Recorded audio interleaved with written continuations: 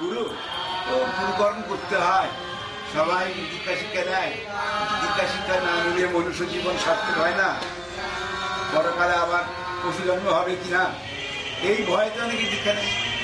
এটা একটা গতানুগতিক ভাবে গুরু দীক্ষা হচ্ছে হচ্ছে হবে গতানুগতিক। কি বলবো মা সুকন্যা, গড্ডালিকার সাথে আমরা গা বাড়াচ্ছি। তুমি বলো চিরকাল এই 3 শ্রেণীর ভক্ত থাকবে, একটা হচ্ছে ঊর্ধ্বকুম্ভ, একটা হচ্ছে অধকুম্ভ, একটা হচ্ছে উৎসর্গ বল। যীশু খ্রিস্টেরও 3 প্রকার শিষ্য ভক্ত ছিল, রামকৃষ্ণদেবের ছিল, রায় বাবারও ছিল, বিবেকানন্দ ছিল, সবার ছিল। তো সবাই বলছে দীক্ষা শিক্ষা দিতে হয়, মনুষ্য জীবন ব্যর্থ হবে, তবে দীক্ষা নাও নিল। কিন্তু দীক্ষা নেবার পর সাধন ভজন করতে হবে, গুরু সঙ্গ করতে হবে, গুরুর আদেশ যথাসাধ্য পালন করার চেষ্টা করতে হবে না। সেই শ্রেণীর ভক্তরা কি করে, তারা বছরে 1 বা 2 বার এলো কোনো অনুষ্ঠানে, গুরুদেব একখানে লেকচার দিলেন, বহুত আচ্ছা, মাই ডিয়ার গুরুজি, ইয়া একটু গুরুকে বড় করলো, কিছু দক্ষিণা দিল, দ্যাটস অল। আবার সেই আরো বছরে আসবে। এই যে ভাষণ শুনলো খুব ভালো লেগেছে ওই পর্যন্ত, সেটাকে নিয়ে ধ্যান করা, শ্রবণ মনন নিধিধ্যাসন হচ্ছে কথা। তাদের বলা হয় অধকুম্ভ। মানে কুম্ভটা মানে কলসিটা, মুখটা নিচের দিকে আছে, অধকুম্ভ মানে কলসির মুখটা নিচের দিকে থাকলে কি করে জল ঢুকবে মা, প্রবেশ করবে? কিন্তু তোমার জ্ঞান সঞ্চয় কি করে হবে যদি তুমি সে শ্রবণ মনন ধ্যান ধারণা না করো? আর এক শ্রেণীর আছে, তারা ধ্যান জপ করছে, গুরু সঙ্গ করছে, কিন্তু ওই বেশি বুঝে ফেলেছি, আমার মতো আর কেউ বোঝে না, আমি একমাত্র বুদ্ধা। ও কি করবে, ও তো ম্যাট্রিক পাস, আমি এমএ পাস। মানে অহং, জীববুদ্ধিটা, দেহ অহংটা এমনই জিনিস, কিছুতেই মন থেকে সরাতে পারছে না। সাধন ভজন করছি আর ভাব চাই বেশি বুঝেছি, ও আর কতদিন করবে?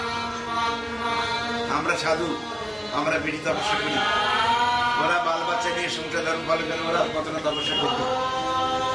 দেখা যাচ্ছে প্রতিদিন তপস্যা করছে, আর প্রতিদিন তপস্যাটা পরনিন্দা পরচর্চা এইসব করার ফলে তার পূর্ণ ফলটা প্রতিদিন মাইনাস হচ্ছে। এক্সাম্পল দিচ্ছি না, তখনকার দিনে পাড়া গায়ে গরুগুলো মাঠে চড়ত এবং বাড়ির মেয়েরা গরুগুলো দুপুরবেলায় গিয়ে আবার সেই গরুটাকে নিয়ে আরেকটা জায়গায় যেখানে ঘাস আছে সেখানে বসে দিল। আবার কোনো কোনো মেয়েরা ওই দুপুরবেলা খাওয়া দাওয়ার পরে যত গরু বাছুরের গোবরগুলো একসাথে নিয়ে ঘুটে হবে, জ্বালানি হবে। তা শীতকাল পড়েছে, যেমন আমাদের শীতকাল, সরস্বতী পুজো হবে, গাছে ফুল পেকেছে, এত সুন্দর ফুল পেকেছে, তা গোবর পুড়িয়ে ভাবছে, হে প্রভু ওই ফুলগুলো আমার আঁচলে দাও না, আমার স্বামী খাবে, ছেলে খাবে, বিয়ে খাবে বলে সে ফুল গাছের মাঠে, ফুল গাছের তলায় বসে আঁচলটা পেতে প্রার্থনা করছে ভগবান। ফুল গাছে উঠবে কি করে সুকন্যা, হঠাৎ তো না। তা ভাগ্য চক্রে এরকম অনেকক্ষণ ধরে প্রেয়ার করছে, হে ভগবান তুমি দাও না 2-4টা ফুল, আমার ছেলে মেয়ে খাবে, আমি খাবো। এমন সময় প্রকৃতি নিয়মে একটু বাতাস দিল, বাতাস নড়তে 2-4টি ফুল পড়লো, যেই আঁচলে পড়লো তখন কি হলো, এই তো পেয়ে গেছি, এই তো পেয়ে গেছি বলে দাঁড়িয়ে পড়লো। যেই দাঁড়িয়ে পড়লো সেই ফুলগুলো ওই ময়লা পায়খানা, শুকনো পায়খানা, আমাদের তখনকার দিনে মাঠের থেকে পায়খানা করতো, সেই পায়খানা বন্ধ করার জায়গায় ফুলটা পড়ে গেল। তেমনি সাধন ভজন আমরা করছি আর প্রতিদিন ও চর্চা করছি, ও মেয়েটা ভালো না, ও ছেলেটা ভালো না, ও ওর সঙ্গে প্রেম করে। এই যে পরনিন্দা পরচর্চা, তখনকার দিনে পুকুর ঘাটে ভালো হতো, এখন প্রমোটার পুকুরগুলো গ্রাস করছে।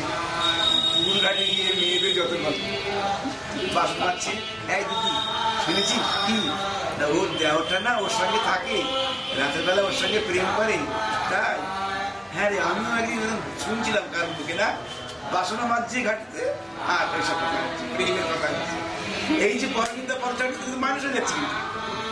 সেই ভদ্র মহিলা ভোরবেলা উঠেছে, কাপড় ছেড়েছে, দুধ ধরে দিয়েছে, একটু ভগবানের নামও করেছে, আবার সাংসারিক কাজে সারাদিন ব্যস্ত থেকেছে। কিন্তু মাইনাসটা হচ্ছে দুপুরবেলা যখন বাসন মাজছে ঘাটেতে, তার প্রতিদিন সাধন ভজন আমরা করছি, কিন্তু যখনই পরনিন্দা পরে দৌড় ধরে বেড়াচ্ছি, তখন এই পূর্ণ ফল ফুলের মতো মাইনাস হচ্ছে।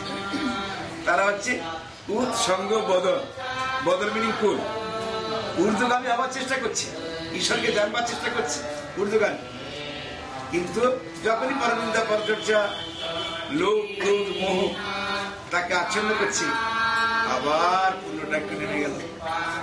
প্রতিদিনের পুণ্য ফল কিছু না কিছু আমাদের মাইনাস হয়ে যাচ্ছে। এহেন ভক্তদের বলা হয় উৎসঙ্গ বদল, পুণ্য ফল হচ্ছে কিন্তু কর্মদোষে মাইনাস হচ্ছে। 3 নাম্বার 3 শ্রেণীর ভক্ত কারা? ঊর্ধ্ব কুম্ভ।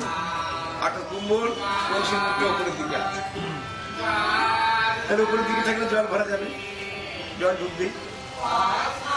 তারা দিকটা শিক্ষা নিল,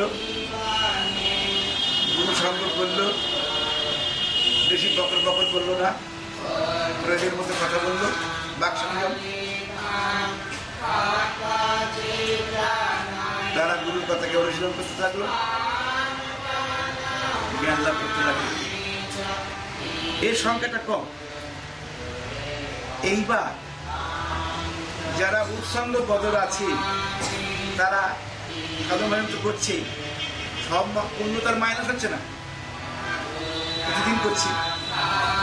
ওই সাধু সঙ্গ করতে করতে, সৎসঙ্গ করতে করতে উৎসঙ্গ বদল ভক্তরা একদিন ঊর্ধ্বকুম্ভ হবে। যদি না হতো শাস্ত্র মিথ্যা হয়ে যায়। তুমি দেখো, গিরিশ ঘোষ মাতাল ছিল, বেশ্যা মেয়েদের নিয়ে নাটক করত, কিন্তু প্রতিভাধর, তার চরিত্র ঠিক ছিল না। কিন্তু যেহেতু সে সামাজিক যাত্রা নাটক এতেও সমাজ শিক্ষা হয়, রামকৃষ্ণের সান্নিধ্যে এসে সেই গিরিশ ঘোষ উৎসঙ্গ বদল থেকে বা অর্ধকুম্ভ থেকে কি হলো? ঊর্ধ্বকুম্ভ হয়ে গেল। মাতার পদ্মলোচন, নটি বিনোদিনী, জগাই মাধাই, এরা তো প্রথমে ঊর্ধ্বকুম্ভ ভক্ত ছিল না। বিবেকানন্দের মতো ঊর্ধ্বকুম্ভ শিষ্য রামকৃষ্ণের কাছে কজন গেছে? বেশিরভাগ তো অধকুম্ভ, ঊর্ধ্বকুম্ভ, এই উৎসঙ্গ বদল। তাহলে যারা আজকে অধকুম্ভ ভক্ত, তারা সাধু সঙ্গ সৎসঙ্গ করতে করতে একদিন না একদিন অধকুম্ভ হবে, অধকুম্ভ থেকে একদিন না একদিন ঊর্ধ্বকুম্ভ অর্থ শিষ্যের পরিণত হবে। তো এই জগতে ঊর্ধ্বকুম্ভ স্বরূপ নরেন, রাখাল, প্রেমানন্দ, শিবানন্দ যেমন গেছে, অর্ধকুম্ভ রূপে গিরিশ মাতাল, গিরিশ পদ্মলোচন, বেশ্যা নটি বিনোদিনী, এরাও গেছে। তারপরে আস্তে আস্তে তারা ঊর্ধ্বকুম্ভ। এই হলো কথা। সেই জন্য আজকের দিনে এই ভগবতমুখী হওয়া, এই এত সব বিলাস ব্যাসন ভোগৈশ্বর্য জিনিস সামনে রয়েছে, কি করে তপস্যা করবে মা কন্যা? তখন আমার বাবাকে বললাম, বাবা আমার বন্ধু কি সুন্দর কালি কলমে লিখছে। তখন আমি ক্লাস 4-এ পড়ি। তিনি কি আমার বাবা কি করেছে, বাঁশ গাছের কঞ্চি কেটে আর দোকান থেকে নিপ এনে দিয়েছে। নিপটা ওই কঞ্চি, বাঁশের কঞ্চির সাথে সুতো দিয়ে বেঁধে দুবাতের কালিতে দিয়ে দিতে। আর ওই বন্ধুটার বাবার অবস্থা ভালো, ওরা অবস্থা ভালো। ওর বাবা ফাউন্টেন কলম না, মানে কলমের ভেতরে কালি দিয়ে এঁটে লেখা যায়, ওইটা চেয়েছিলাম।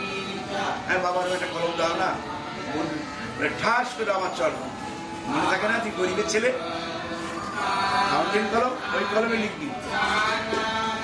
কেঁদেছিলাম না, একটা ফাউন্টেন কলম চেয়েছিলাম বাবার কাছে, ক্লাস 3 পড়ে চড় মেরেছিলেন মাই ফাদার।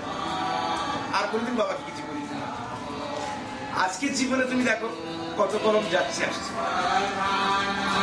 কিন্তু তুমি পারবে তোমার মেয়েকে চড় মারতে? তুমি না দাও, তোমার হাজবেন্ড কালকে কিনে নেবে পেয়েছে না।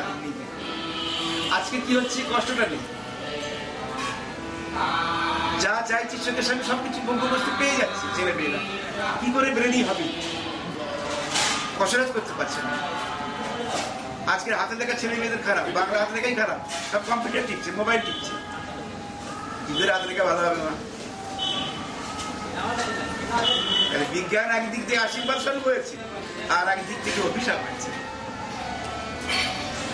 তো সেই কি বলবো মা, এই শোনা শোনালি যখন বই লিখলাম কাদের রহস্য, অনেকে সোনার কলম দিয়েছে, ক্লাস 3 করে একটা কলম চেয়েছিলাম, ভাই ফাদার চলবে, গরিবের ছিল, ওই কলমে লিখলাম। আজকে অনেকগুলো সোনার কলম পেয়েছি, কিন্তু আমি চাইনি হে গুরুদেব, হে বাবানন্দ আমাকে সোনার কলম দাও বলি, কিন্তু আমার লেখনী পড়ে মুগ্ধ হয়ে পাঠকরা সোনার কলম দিয়ে, সোনার কলম, রূপোর কলম, গোটা বডিটাই সোনা। কিন্তু আমি প্রার্থনা করিনি আমার সোনার কলম দাও।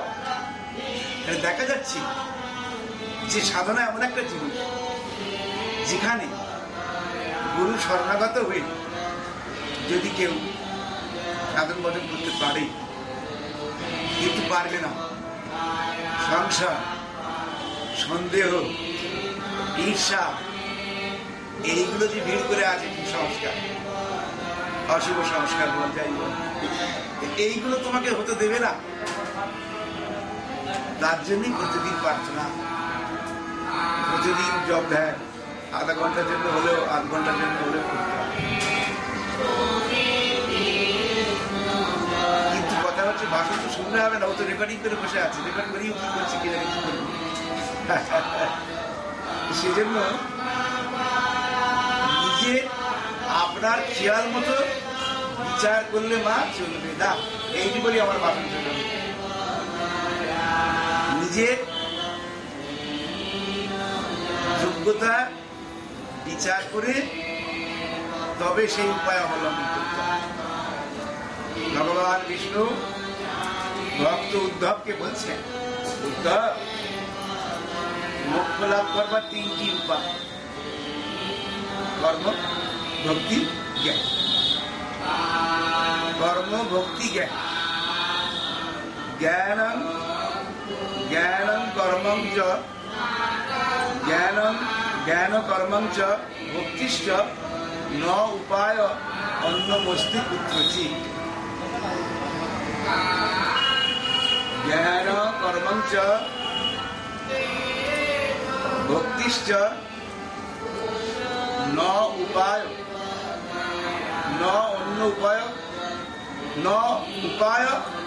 অন্যমস্তি কুত্রচিৎ। সংস্কৃত। হে উদ্ধব, জ্ঞান, কর্ম, ভক্তি, এই তিনটি হলো মোক্ষের উপায়।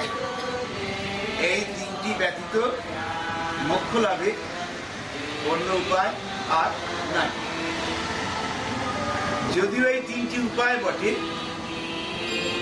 কিন্তু নিজের যোগ্যতা বিচার অনুযায়ী এই উপায়গুলি অবলম্বন। তোমার যোগ্যতা বিচার করতে হবে, আপনাকে খেয়াল মতো বিচার করিয়া চলিলে হবে না, হইবে না। তিনি বললেন, হে উদ্ধব, নির্বিঘ্ন দানম জ্ঞান যোগ ন্যাসিনাম্য।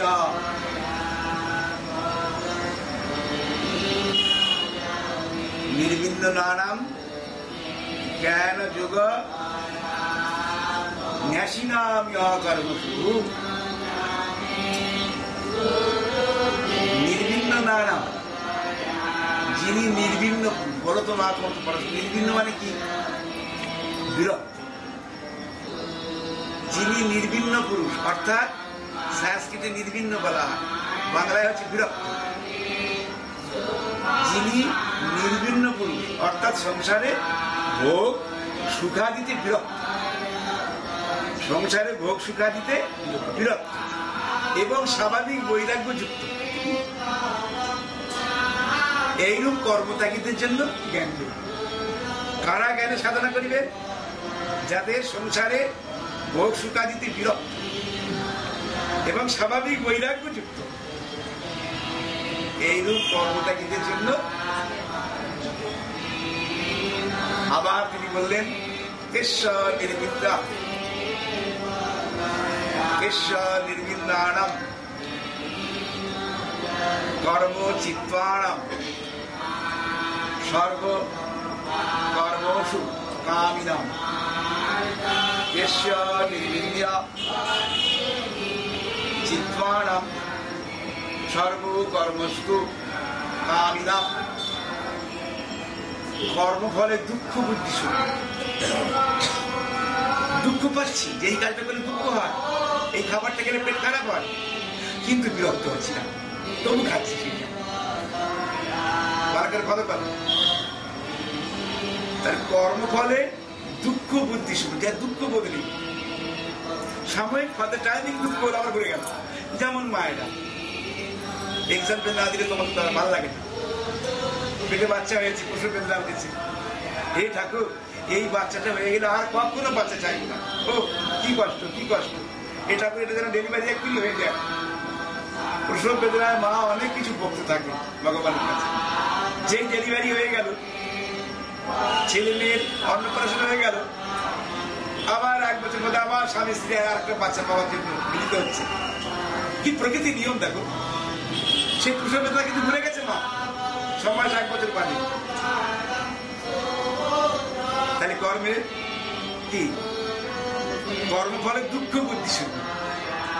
সেই প্রসব বেদনা কিন্তু 1 বছর আগে হয়েছিল, কিন্তু এখন ভুলে গেছে। এটি মায়া, এটি দৈবী মায়া।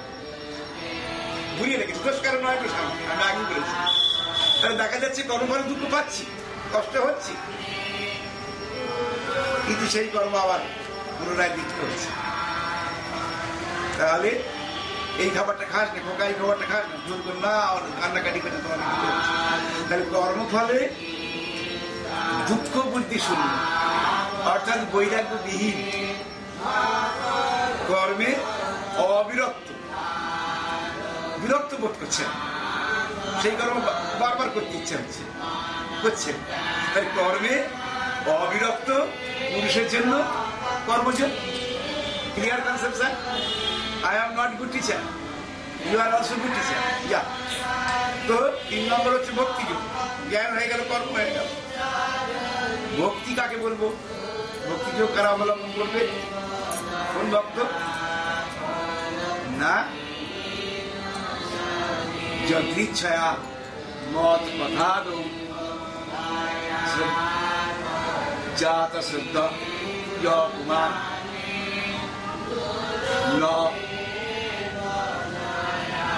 নির্ভিন্ন ন অতি আসক্ত কর্ম যুগস্য সিদ্ধিদা। বললাম কি বললেন ভগবান নারায়ণ উদ্ধবকে? যদৃচ্ছয়া মত কথা দো। পূর্বজন্মে একটু স্বীকৃতি ছিল, তাই ভগবানের কথা শুনতে ভালো লাগে। কাজ করবো না, শুনতে ভালো লাগে ভগবানের। যদৃচ্ছয়া মত কথা দো, কোন রূপে আমার কথা শুনতে শ্রদ্ধাবান। কোন রূপে মানে হচ্ছে কি? পূর্বজন্মে এটা স্বীকৃতি ছিল, তাই যেখানে কীর্তন হয়, হরিনাম হয়, শুনতে যাই, ওই পর্যন্ত। উদ্ধবকে বলছে নারায়ণ যদৃচ্ছয়া মত কথা দো, কোন রূপে মত কথাতে মানে ভগবত কথাতে শ্রদ্ধালু, কিন্তু সে সংসারে বিরক্ত নহে এবং অত্যন্ত আসক্ত নয়। সংসারে বিরক্ত নয় সে, আবার সংসার ধর্ম পালন করতে সে অত্যন্ত আসক্ত নয়। এইরূপ পুরুষের জন্য ভক্তিযোগ সিদ্ধি প্রদান। কারণ জ্ঞানের সম্পূর্ণ জ্ঞানের অবস্থায় নিরাবলম্বন, অবলম্বন শূন্য। এমন যে পুরুষ যার এই অবস্থা যার আসেনি, নিরালম্ব ভাব, নির্গুণ ভাব যার আসেনি, তাকে তাই কি করতে হবে?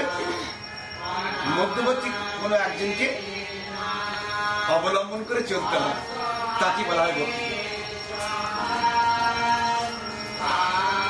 সেজন্য নিজের খেয়াল খুশি মতো সাধন করতে হবে।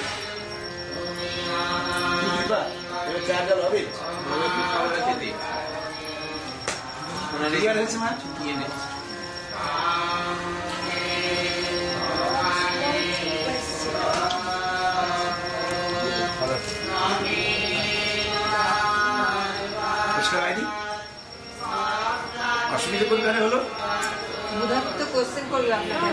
হ্যাঁ বলো, কোনখানটা আমার কষ্ট হলো বলো, চেষ্টা করি বলার। হ্যাঁ বাবা, শুনতে পাইনি মা। অসাধারণ, আমি মানে অসাধারণ। লাস্টে যে কথাটা বললেন না ঠাকুর, নিজের ইচ্ছে মতো সাধনা করলে হবে না, সেখানেই তো মানুষ ভুলটা করে থাকে।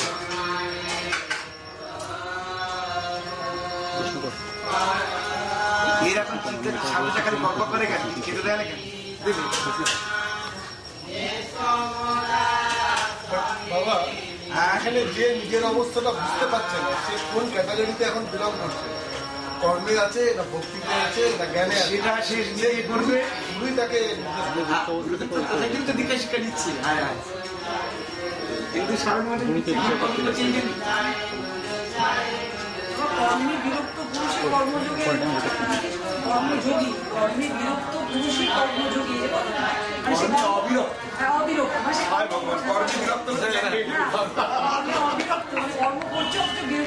না, সেভাবে কিছু চলতে থাকে। একটা সময় তো রিয়ালাইজ হবে যে এইসব কর্ম করবো না, এরকম করলে আমার তো হবে। এখন তো কর্মকে আশ্রয় করতে হবে, তার প্রথম দেবীকে সেবা করতে হবে, পিতা মাতাকে সেবা করতে হবে, পূর্ণিমা একাদশী করতে হবে, এই যে কর্ম ছিল।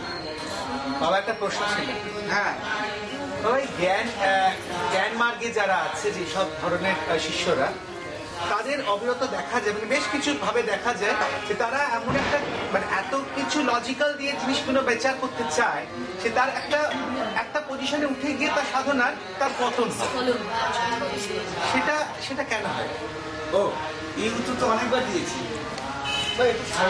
কৃষ্ণার শ্রদিকা বিষয়া বশিকার সংজ্ঞা বৈরাগ্যম। পতঞ্জল মুনি আমাদের দর্শন শাস্ত্রতে বেদান্ত দর্শন, মীমাংসা দর্শন, সাংখ্য দর্শন, তেমনি পতঞ্জল মুনি বলে একটা পতঞ্জল দর্শন। দৃষ্টানুশ্রবিকা বিষয়া কৃষ্ণস্য বশিকার সংজ্ঞা বৈরাগ্যম। দৃষ্ট বিষয় এবং আনুশ্রবিক বিষয়, এই দুই বিষয়ের প্রতি যার আসক্তিহীন হয়েছে, সেই বশিকার বৈরাগ্য পুরুষ কখনো পদস্খলন হয় না। This is my introduction by heading, analysis করছি। ঋষি বলছেন দৃষ্ট বিষয়, আনুশ্রবিক বিষয়। এই যা কিছু দেখছি দৃশ্য বিষয়। আনুশ্রবিক বিষয় কি? আমি এত ব্রাহ্মণ ভোজন করালাম, এত সাধু সন্ন্যাসীকে ভোজন দিলাম, দক্ষিণা দিলাম, আমার স্বর্গ সুখ লাভ হইবে, অন্য কিছু লাভ হইবে, এই আশা। তাহলে ইহ জগতের আশা, ইহলোক পরলোক, এই দুই লোকের কামনা বাসনা নিয়ে যে কর্ম করা হয় সেটা হচ্ছে জাগতিক কর্ম, চাওয়া পাওয়া। পতঞ্জল বলছেন বশিকার বৈরাগ্য সংগতম। দৃষ্টান বিষয় কৃষ্ণস্য বশিকার সংজ্ঞা বৈরাগ্যম বৈরাগ্যতম। বশিকার বৈরাগ্য যদি না হয় কারো জীবনে, তার পদস্খলন হয়। বৈরাগ্য চাপ, যত মান বৈরাগ্য, ব্যতিরেক বৈরাগ্য, এক ইন্দ্রিয় বৈরাগ্য, বশীকার। আমার সাধন রস বই আমি গবেষণা করে লিখেছি, দয়া করিয়া পড়িয়া লইবেন। তো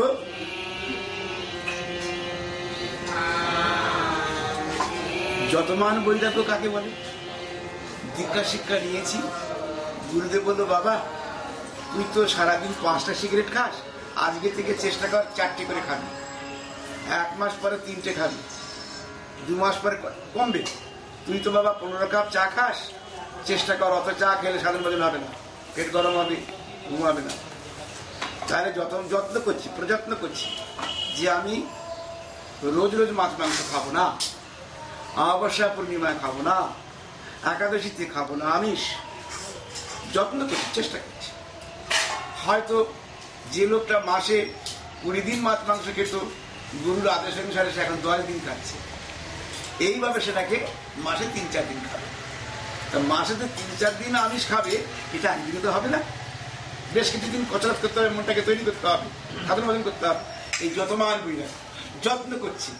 সে 15 কাপ চা খেত, এখন সে চেষ্টা করে করে 14 কাপ, 13 কাপ, 10 কাপ থেকে থেকে এখন সকাল বিকাল সন্ধ্যে রাত্রি 4 কাপ খাচ্ছে। এই 4 কাপে তাকে আনতে হবে টার্গেটটা, কিন্তু হয়নি এখন। যেহেতু হয়নি যতমান বই রাখবে, যেদিনে হবে সেদিনে তো হয়ে গেল, পাশ করে গেল। এরপর হয়ে গেল, তারপর কি হলো?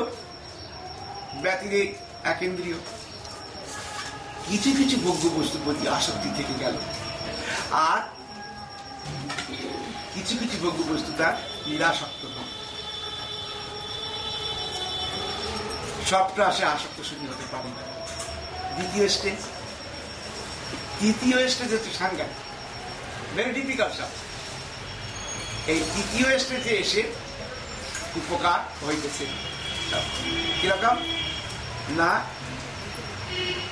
সাধন ভজন করেছে, তপস্যা করেছে 12-14 বছর, 20 বছর, মনটা তৈরি হয়েছে, কিন্তু যে বংশে জন্মগ্রহণ করেছে, যে জেনারেশন, যে জেনেটিক, সেই ব্লাড কানেকশন তাকে বলছে এখন তুই বড় হয়ে গেছিস, তো বড় কষ্ট করেছিস, কলকাতার 5 স্টার হোটেলে গোপনে কে দেখতে যাচ্ছে? গোপনে গোপনে ইন্দ্রিয় ভোগ্য বস্তু চরিতার্থ করার নাম কি? জুগুপ্সা। গোপনে গোপনে ভোগ্য বস্তু সবার সামনে কি করে করবে? সবাই জেনে গেছে সাধু বাবা বিরাট, তার শিষ্য ভক্ত আছে, কিন্তু তার সংস্কার তাকে টানছে। একটু ভোগ বলে কি আছে? একটা মেয়ে ছেলেকে নিয়ে একটু 5-7 কাছে পার্ক অনেক পাওয়া যায়, সেখানে পানশালা আছে, কে দেখতে যাবে? একটা গাড়ি বুক করে দিয়ে গেলাম, হয়ে গেল, ঘন্টা 3-4 ভোগ করে এলাম, যে গেল পড়ে গেল। এরকম গোপনে করতে করতে প্রকাশ করে ফেলছে। তাদের বলা হয় থার্ড গিয়ারে আছে, মানে তৃতীয় বৈরাগ্য। ওই অবস্থা কি করতে হবে? কাঁদতে হয়। ওখানে কোনো মেডিসিন নেই, কোনো MBBS ডাক্তারের ক্যাপসুল নেই, সেখানে প্রেয়ার আর গুরু ভজন করতে করতে করতে করতে তখন ওই সংস্কারটা কেটে যায়। কেটে গেলে তখন বশীকার বৈরাগ্যম, দৃষ্টান শ্রমিকা বিষয়া ব্যতিষ্ণাষ্ট বশীকার সংজ্ঞা বৈরাগ্যম। এই বশীকার মানে কি? মন ঠিক ঠিক গুরুর পাদপদ্মে বশীভূত হলো, নট নরঞ্চন, পড়বেই না। এই বশীকার বৈরাগ্য যাবার আগে যে সমস্ত পদস্খলন হচ্ছে দেখতে পাবি থার্ড গিয়ারে, অর্থাৎ ব্যতিরেক বৈরাগ্য গিয়ে সব পড়ে যাচ্ছে। ক্লিয়ার কনসেপ্টটা? ওকে,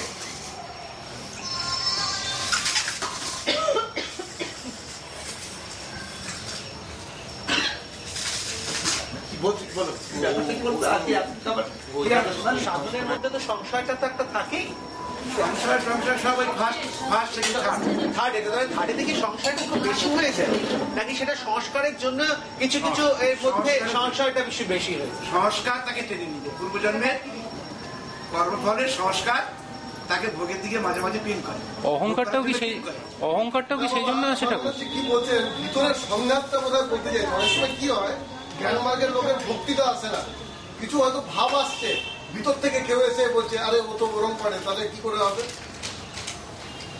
তখন কি ভক্তি আসছে না, মানে না, ভিতরের যে কনফ্রন্টেশনটা হয়, সংঘাত, অর্থাৎ ভক্তি মানে আপনি এমন ভাবে বলেন না যে মেয়েদের ভক্তি এমনি অনেক বেশি। আরে ভাই ভক্তি তো সারেন্ডার, শেষে সারেন্ডার করবে ভক্তিতে, এটা তো বলেছি গুরুদেবের কথা। না বিশ্বজিৎদা বলছে মনে হয় যে সংসারটা ও ছিল বলে ব্যতিরিক বৈরাগ্যে থাকাকালীন বাবা ওই সংস্কারটা টানছে। সংঘাতটা ওইটা বলছি। বশীকারটা বোধহয় ব্যতিক সংশয় প্রথম থেকেই থাকে, হ্যাঁ। First gear second gear, third gear থাকে না। অহংকার থার্ড গিয়ারে পূর্বজন্মের সংস্কার থেকে টানে। হ্যাঁ, সংশয় সন্দেহ সব ফার্স্ট গিয়ার সেকেন্ড গিয়ার, তো ঠাকুর আমি একটা বিরাট বুঝি এই অহংকারটা কখন আসে? ওর প্রথম থেকেই থাকবে। প্রথম থেকেই থাকে, আর জেগে উঠবে যত উপরে উঠবে, তাই না? যত উপরে উঠবে তত জেগে উঠবে। তখন ওই ভক্তির কাছে যদি শুয়ে থাকতে পারিস, এ প্রভু এ কি হচ্ছে, এ কি কাণ্ড কারখানা করছে তুমি, শুধু এটুকুই আমি রাস্তা? সব চাই না। যেই ভক্তিতে সারেন্ডার করলো আর অহংকার কিছু শুধু কি এই একটাই রাস্তা, আর কোনো রাস্তা নেই? নো। কারণ আমার গুরু বলেছেন জ্ঞান এবং কর্ম হচ্ছে, কর্ম জ্ঞান হচ্ছে পাখি দুটি ডানা। কতবার বলবা, বাড়িতে দেয়া আছে। পাখি যেমন দুটো ডানা, একটা ল্যাজের সাহায্যে আকাশে চড়ে, ডানাকে কেটে দিলে পাখি উঠতে পারে, আর দুটো ডানা বজায় রেখে ল্যাজ কেটে দিলে উঠতে পারে। তেমনি কর্মজ্ঞান প্রথমে অবলম্বন করে চলতে হয়। আর ল্যাজ হচ্ছে হাল, ভক্তি পুচ্ছ, ভক্তি হচ্ছে হাল। হাল তোমাকে নির্দেশ করবে। হাল যদি না থাকে তুমি কোন দিকে যাবে, কোথায় যাবে, কোন দিকে যাবে, হাল হাল তোমাকে নির্দেশ করবে, তোমার গন্তব্যস্থলে পৌঁছে দেবে। ভক্তি, ভক্তি হচ্ছে হাল, ল্যাজ। তাই কর্মজ্ঞানকে প্রথমে অবলম্বন করে চলতে হয়। তারপর যখন তার জ্ঞান কর্ম যখন পরিপক্ক হলো, চিত্তশুদ্ধি হলো, ভক্তি লাভ হলো, এইবার শেষেই অহংকারটাকে ভক্তির কাছে সারেন্ডার। যা বুঝেছি, তোমার কিভাবে বুঝেছি, কিছুই বুঝি না, বুঝেছি কিছুই বুঝিনি। কারণ কালকে তুমি আমার ব্রেনটাকে এমন করে দিতে পারো প্রভু, কিছুই শূন্য ফাঁকা, তুমি কিনা করতে পারো। বুঝে গেছি যখন, ওই সময় যদি ভক্তি থেকে সারেন্ডার করে, আমার গুরু বলছে ভগবান, ভক্তিতে যখনই সারেন্ডার করতে পারবো, যা করলে হয় প্রভু, করোনা করতে হবে, যা করলে হয় তুমি করো। কেন আমার এখানে বুদ্ধিবিদ্যা কাজ করছে না, কিন্তু করতে দেবে না। মান সম্মান যশ ক্রেডিট ইগো